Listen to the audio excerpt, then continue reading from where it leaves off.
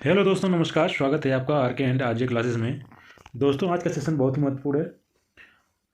जो KVS PRT के लिए या टीजीटी पीजीटी के लिए सभी एग्जामों में ये जरूर आता है और आने वाले यूपी टेट सीटेट एग्जाम में भी एक दो क्वेश्चन दे देते हैं। बाकी सुपर टेट में भी कंप्यूटर से क्वेश्चन आते ही आते हैं। दोस्तों, बिना देरी के शुरू करते हैं आज का सेशन। माइक्रोसॉफ्ट पावर पॉइंट में दो या अधिक वस्तुओं की तुलना प्रदर्शित करने के लिए किस प्रकार का लेआउट सर्वोत्तम है? तो दोस्तों, इसका सही उत्तर होगा बी, 2 कॉलम। अगला प्रश्न, माइक्रोसॉफ्ट एक्सेल में स्प्रेडशीट को सेव करने के लिए डिफ़ॉल्ट फाइल फॉर्मेट प्रारूप क्या होता है? दोस्तों, डिफ़ॉल्ट फॉर्मेट ये है, option number A XLSX। Microsoft word में फाइंड एंड रिप्लेस फीचर्स को एक्टिवेट करने की शॉर्टकट कुंजी क्या है? तो दोस्तों, ये है Ctrl+F। माइक्रोसॉफ्ट एक्सेल में संख्या वाले सेल की संख्या की गणना करने के लिए किस फंक्शन का उपयोग किया जाता है? दोस्तों, इसका उपयोग किया जाता है ऑप्शन डी, काउंट का उपयोग किया जाता है।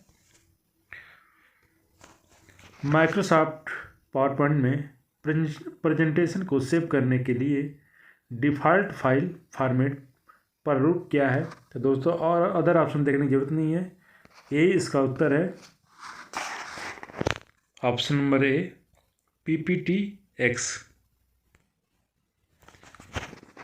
माइक्रोसॉफ्ट आउटलुक में एक नया ईमेल संदेश बनाने के लिए कुंजी संयोजन क्या है? तो ऑप्शन नंबर ए होगा Ctrl+N।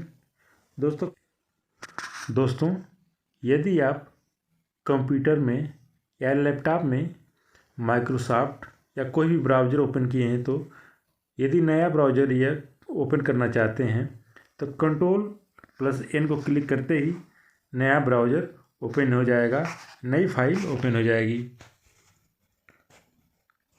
माइक्रोसॉफ्ट पावर पॉइंट में आइटमों की सूची प्रदर्शित करने के लिए किस प्रकार का लेआउट सर्वोत्तम है? दोस्तों, इसका सही उत्तर होगा बुलेट लिस्ट।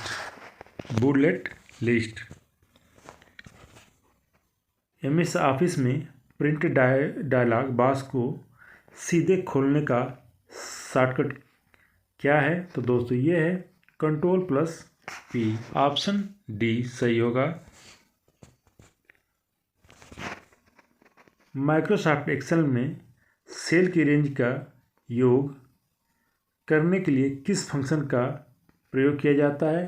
तो दोस्तों, इसका प्रयोग किया जाता है, यह है ऑप्शन सी, सम का प्रयोग किया जाता है। माइक्रोसॉफ्ट एक्सेल में सेल की रेंज की औसत की गणना करने के लिए किस फंक्शन का उपयोग किया जाता है?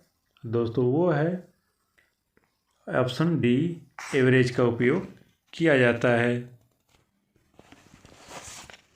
दोस्तों, अब आते हैं कंप्यूटर के नेक्स्ट टॉपिक पे, जो है ऑपरेटिंग सिस्टम। प्रश्न है, उस सही विकल्प का चयन करें जो किसी ऑपरेटिंग सिस्टम के प्राथमिक कार्य को परिभाषित करता है। सही उत्तर होगा ऑप्शन ए, OS हार्डवेयर संसाधनों रिसोर्सेज का प्रबंधन करने के लिए प्रयोग किया जाता है। अगला प्रश्न, निम्नलिखित में से कौन सा ऑपरेटिंग सिस्टम का प्रकार नहीं है?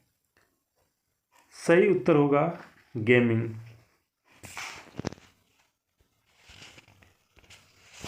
निम्नलिखित में से कौन सा मल्टीटास्किंग OS की सामान्य विशेषताओं में से नहीं है? सही उत्तर होगा टाइम टेबल। ऑप्शन डी सही उत्तर होगा इसका। अगला प्रश्न, निम्नलिखित में से कौन सा प्रोसेसिंग मॉड्यूल एल्गोरिदम का प्रकार नहीं है? सही उत्तर होगा ऑप्शन सी, अल्फाबेटिकल। अगला प्रश्न, कर्नेल और सेल के बीच क्या अंतर है? कर्नेल और सेल के बीच क्या अंतर है? तो ऑप्शन ए सही होगा। कर्नेल एवं ऑपरेटिंग सिस्टम का कोर मूल है, जबकि एक सेल एक कमांड लाइन इंटरफेस है। अगला प्रश्न, प्रोसेस और थ्रेड में क्या अंतर है? प्रोसेस निष्पादन में एक प्रोग्राम है, जबकि थ्रेड एक प्रोसेस में निर्देशों का एक क्रम है। ऑप्शन ए सही होगा। ऑपरेटिंग सिस्टम में फाइल सिस्टम का प्रमुख उपयोग क्या है? स्टोरेज डिवाइस पर फाइलों को व्यवस्थित और संग्रहित करना, यानी कि ऑप्शन ए सही होगा इस प्रश्न का उत्तर।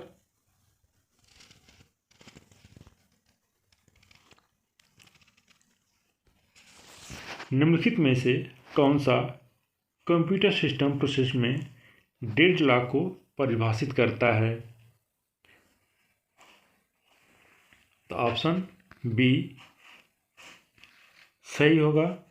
एक ऐसी स्थिति जिसमें एक प्रक्रिया आगे बढ़ने में असमर्थ है, क्योंकि यह एक ऐसे संसाधन की प्रतीक्षा कर रही है जो उपलब्ध नहीं है। सिस्टम कॉल का उद्देश्य क्या है?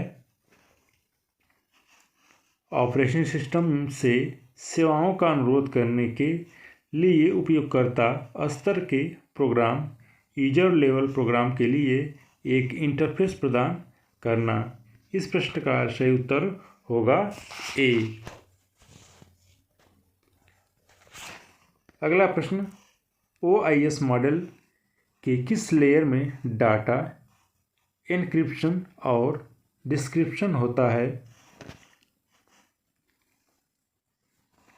Presentation layer. इस प्रश्न का सही उत्तर होगा ऑप्शन बी। अब दोस्तों आते हैं ऑपरेटिंग सिस्टम के दूसरे पार्ट के अंदर। पहला प्रश्न है, कंप्यूटर के संसाधनों का प्रबंधन करने वाले ऑपरेटिंग सिस्टम का मुख्य घटक क्या है? तो इसका सही उत्तर होगा बी, कर्नेल।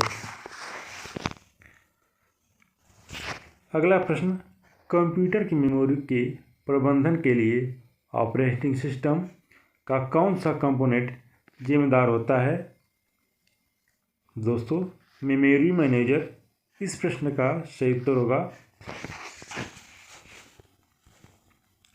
अगला प्रश्न, कंप्यूटर के हार्डवेयर और सॉफ्टवेयर के बीच संचार को प्रबंधित करने के लिए ऑपरेटिंग सिस्टम का कौन सा घटक जिम्मेदार है?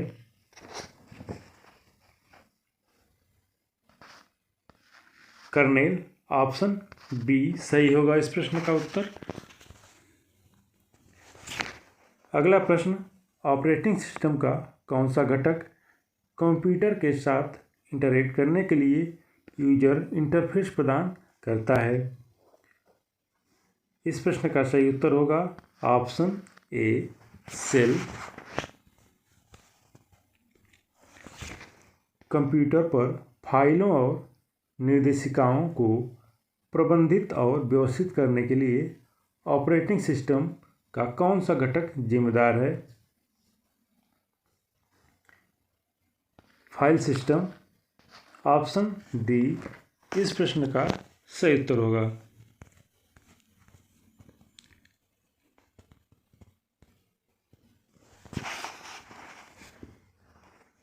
अगला प्रश्न, किस प्रकार का ऑपरेटिंग सिस्टम कई उपयोगकर्ताओं को एक समय में एक ही कंप्यूटर का उपयोग करने की अनुमति देता है? ऑप्शन डी टाइम शेयरिंग इस प्रश्न का सही उत्तर होगा।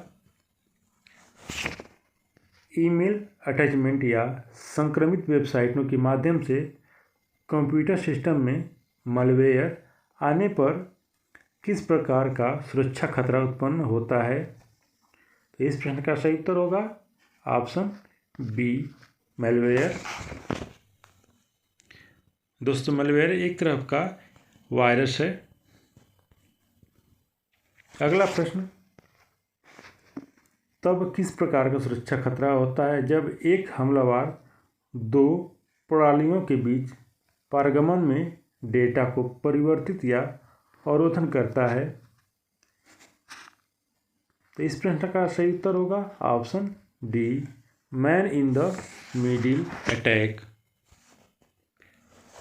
अगला प्रश्न, ऑपरेटिंग सिस्टम में संसाधनों तक एक्सेस प्रदान करने से पहले उपयोगकर्ता या डिवाइस की पहचान को सत्यापित करने की प्रक्रिया क्या कहलाती है?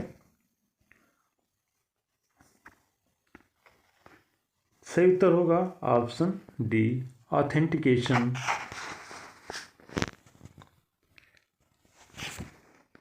ऑपरेटिंग सिस्टम द्वारा नेटवर्क पर उपकरणों को डायनामिक रूप से आईपी एड्रेस असाइन करने के लिए किस प्रोटोकॉल का प्रयोग किया जाता है?